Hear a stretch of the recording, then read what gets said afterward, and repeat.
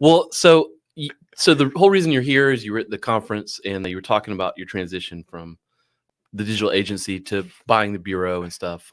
So let's back up. I just want to talk to you a little bit about, because I think there's some value there in terms of this podcast where we're, talking about how to be leaders and things like that. Yeah. So what was one of the big impetus for you going remote?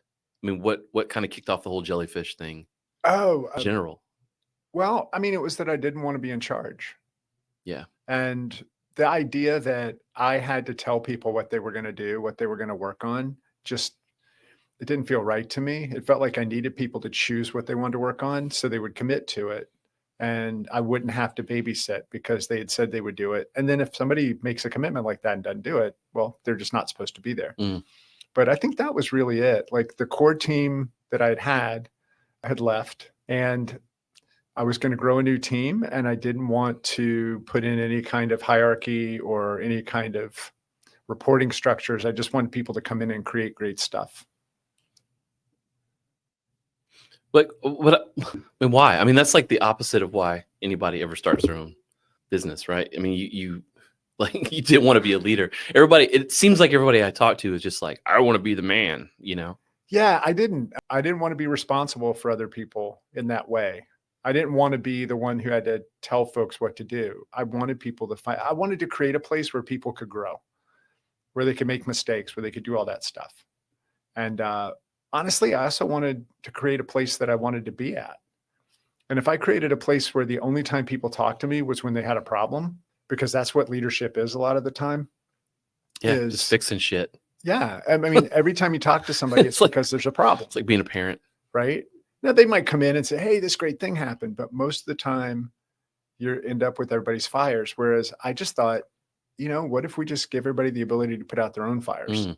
And it worked. Yeah. It worked until it didn't. I remember a lot of that. I remember a lot of the conversations that we would have.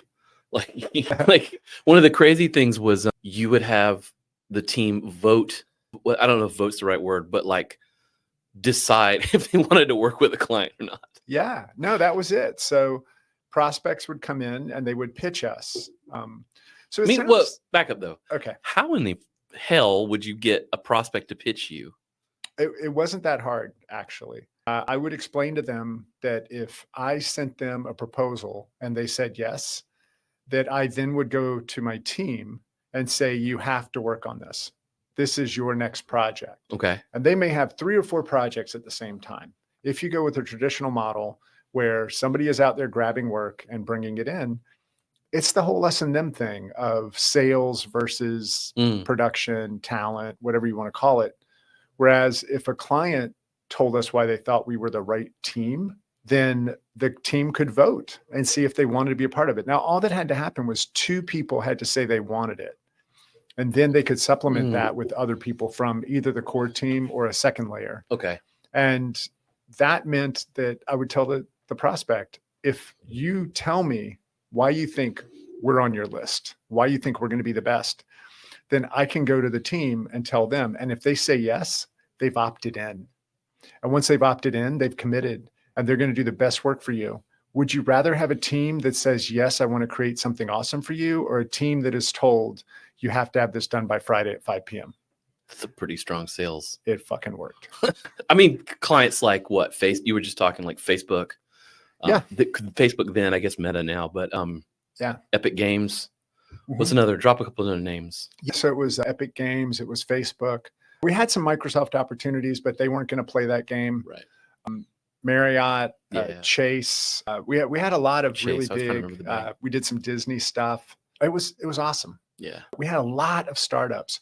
It was. Oh, I imagine. They loved it. Like startups who heard that you were going to make them chase you, they loved it because they were in that aggressive. They're looking for something different. Well, yeah. I mean, that's why they're startups. I mean, they're trying to disrupt something. Yeah. And they wanted a team that was passionate about what they were doing. That's cool. Yeah. They weren't checklists. They weren't like, hey, this website has to be done in 2 months. They were like, we're going to die if we don't do this. And we want somebody who's going to be with us that's going to go full force. That's great. Yeah.